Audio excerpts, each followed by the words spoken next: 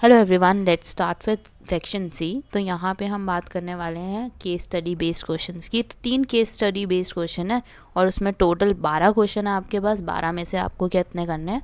10 attempt करने हैं। So I will be doing all of them. तो पहली जो केस स्टडी है वो बेस्ड है एटमॉस्फेरिक रिफ्रैक्शन पे।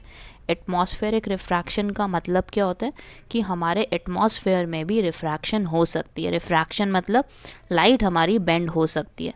क्यों होती है? क्योंकि हर जगह पे डेंसिटी हमारी अलग अलग होती है।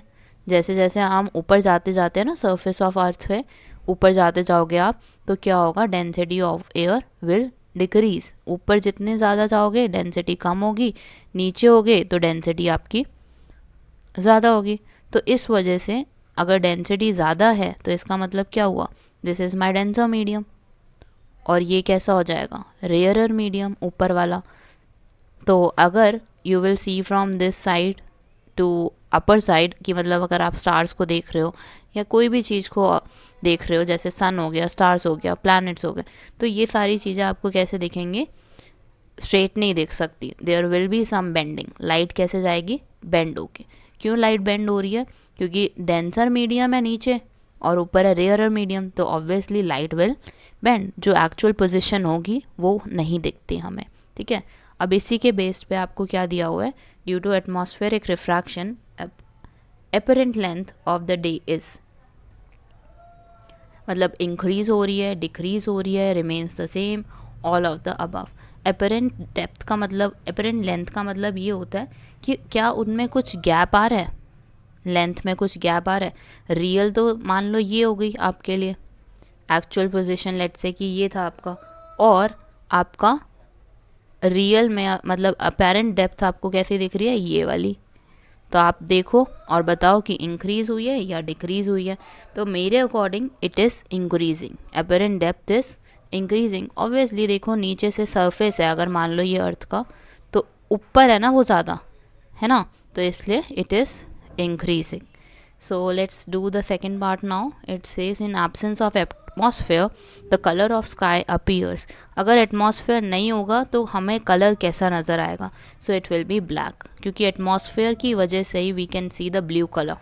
अगर हमारे पास एटमॉस्फेयर ही नहीं होगा तो we won't be able to see that blue colour, black colour नज़र आएगा।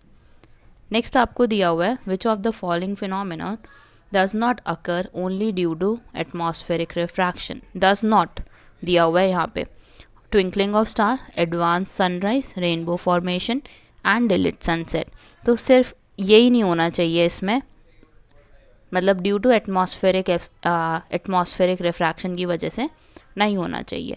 तो ऐसा है आपका रेनबो फॉर्मेशन। रेनबो फॉर्मेशन में रिफ्लेक्शन भी होता है, रिफ्रैक्शन भी होता है, तो बहुत सारे फिनोमेना करने पड़ते हैं तभी जाके हमें रेनबो मिलता है। It is a natural process obviously, लेकिन बहुत सारे फिनोमेना इन्वॉल्व होते हैं, रिफ्लेक्शन, रिफ्रैक्शन और डिस्पर्जन एज वेल। ठीक है, बाकी तो आपके सारे के सारे किसकी वजह से होते हैं? एटमॉस्फेरिक रिफ्रैक्शन की वजह से, जैसे twinkling of star, advance sunrise और डिलीट सनसेट, ये सारे के सारे। नेक्स्ट है आपका bluish colour of water in deep sea is due to. क्यों होता है bluish colour of water in deep sea is due to? Is it the presence of algae and other plants found in water? तो algae के ऊपर क्या based होता है? नहीं हो सकता। जितने मर्जी प्लांट्स हो उससे क्या फ़र्क पड़ता है कि ब्लू कलर है। Second, reflection of sky in water. ऐसा तो है नहीं कि हमें स्काई दिख रहा है ऊपर वाला नीचे की तरफ, ऐसा तो बिल्कुल भी नहीं। Is it because of scattering of light और absorption of light by the C?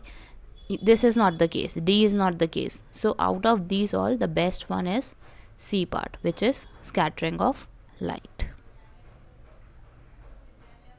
Let's now move to second case study. So it is based on element. तो आपको पता है कि एलिमेंट हमारे पास कौन से हैं?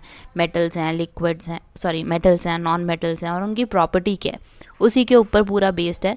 एक बार वीडियो रोक के एक बार इसको रीड करो और उसके बाद हम क्वेश्चंस डिस्कस करते हैं। सो फर्स्ट क्वेश्चन इसी से रिलेटेड आपको दिया हुआ है, which metal is the best conductor of electricity? So out of these all silver is the best one. ठीक है, अगर सिल्वर और कॉपर भी आता है ना तब भी सिल्वर मार्क करना बेस्ट कंडक्टर में। नेक्स्ट है आपका which of the following are the most malleable and ductile. Malleable मतलब शीट्स में चेंज करना, डक्टाइल मतलब वायर्स में चेंज करना। तो इसमें से कोई दो ऑप्शंस हो सकते हैं आपके। सोडियम तो नहीं हो सकता, गोल्ड को हम चेंज कर सकते हैं और सिल्वर को कर सकते हैं, क्योंकि ये जो सोडियम और पोटेशियम है ना, ये बहुत ही सॉफ्ट मेटल्स होते हैं, इसलिए इनको हम चेंज नहीं कर सकते। सेकेंड एंड फोर्थ, तो देखो यहाँ पे सेकेंड और फोर्थ का है, डी पार्ट, राइट। नेक्स्ट चलते हैं, विच of the following metal exist in liquid form and is also used in thermometer. तो ऐसा कौन सा है मेटल जो एग्जिस्ट करता है लिक्विड फॉर्म में और सॉलिड में भी यूज़ किया जाता है, सॉरी थर्मोमीटर में भी यूज़ किया जाता है। So it is the mercury. You may know कि मर्करी प्रेजेंट होता है आपका फर्स्ट थर्मोमीटर में, लिक्विड फॉर्म में होता है और मेटल है, ठीक है, ये तो बहुत अच्छे से पता होना चाहिए आपको। सो it is only second. Let's do the next question. It says sodium is the element which dash and forms positive ion. तो एक प्रॉपर्टी तो दी हुई है कि पॉजिटिव आयन होता है। अब वो कह रहे हैं कि पॉजिटिव आयन फॉर्म कैसे होता है, गेन करके होता है, लूज़ करके होता है, कैसे होता है। सो इट लूजेस इलेक्ट्रॉन, क्योंकि अगर सोडियम की बात कर रहे हैं, ध्यान से देखो 11 एटॉमिक नंबर है, इसको कैसे लिखेंगे 28,1।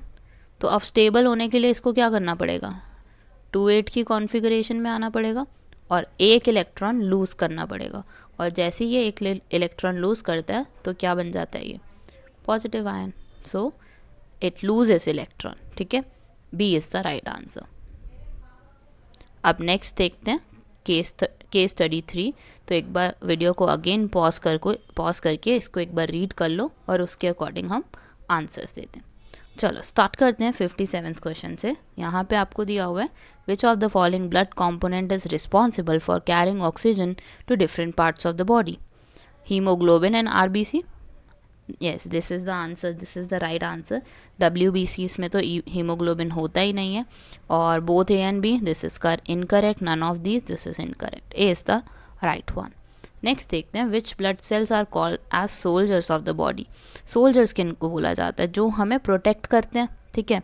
तो प्रोटेक्ट कौन से करते हैं, हमारे फाइट कौन करता है डिजीजेस और वायरसेस और बैक्टीरिया से, वाइट ब्लड सेल्स या कॉर्पुसल्स भी बोलते हैं इनको, ठीक है। It is B part.